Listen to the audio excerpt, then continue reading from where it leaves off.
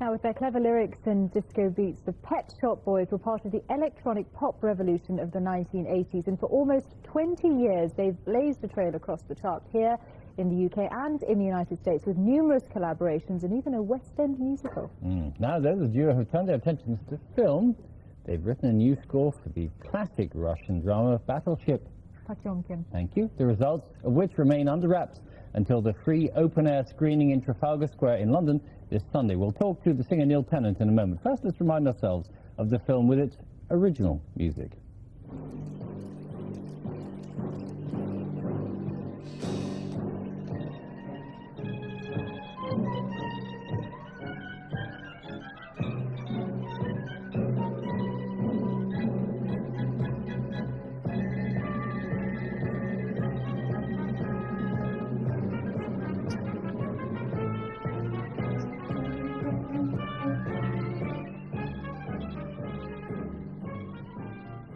That was the original score from the film, and Neil Tennant from the Pet Shop Boys is with us now. Neil, why need for a new score? Well, actually, it relates a bit to your previous item. It came out of a request from the Mayor of London's office and the ICA, and they wanted to celebrate the civic space that is Trafalgar Square, since they've pedestrianised it under the National Gallery, and they've been having various events there, and this is the biggest one. And so the ICA approached us because they knew we had a background in using film with our music. Our first ever tour, for instance, was directed by Derek Jarman, the film director. And they said, would you like to write and perform live a new electronic soundtrack to Battleship Potemkin? It's a big project, because it's not a short film. It's not that long. It's 73 minutes. Oh, It's really? an hour and a quarter. All right. And we were interested to see whether we could write an hour and a quarter of continuous music, because that's... and in fact, we have done that. And in doing so, we've brought in a string orchestra from Germany, the Dresden Symphonica, who are coming over. And the director of the film, Eisenstein, said that he wanted there to be a new soundtrack written every 10 years to keep it fresh. Yeah. And it's interesting when you see the film that the style of acting and editing, although it's black and white, a bit scratchy, it's very modern. It's not the sort of mad, you know, overemphasized sort of school of silent movie acting that maybe you think of when you think of silent movies. So you said you were intrigued to find out if you could do it, and clearly you can do it. We did, and yes. you did do it, but how hard was it, and how did you go about thinking about sequences and different moves? Did you have the film just running all the time? Yeah, we actually managed to load the DVD of the film into our computers so we could write on a frame-by-frame sort of basis. And we watched the film several times with no sound. We didn't listen to the version of the soundtrack you just played there.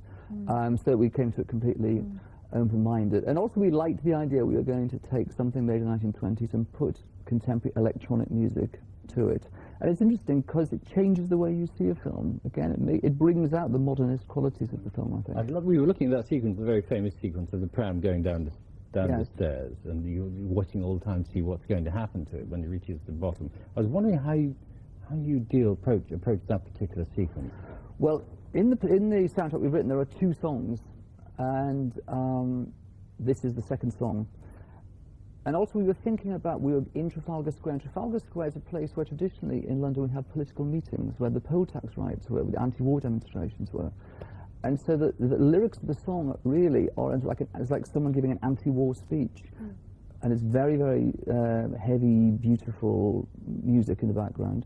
And then the combination is really quite stunning. And also for the first time in the film we use real sounds, because the soldiers start shooting the people. So you just have all this music, and suddenly synced up with the films, you get the of the guns firing. Was it a film that you had known and liked before? Yeah, I've always had, really coincidentally, but I've had a lot of interest in Soviet and Russian history. You know, I studied history at college, and so I've seen a lot of the great classics of Russian film, like Ivan the Terrible and what have you. This is going to be outdoor? Indoor? It's outdoor. It starts at 8:30 in Trafalgar Square, but if you're going to go out, just get in a bit beforehand.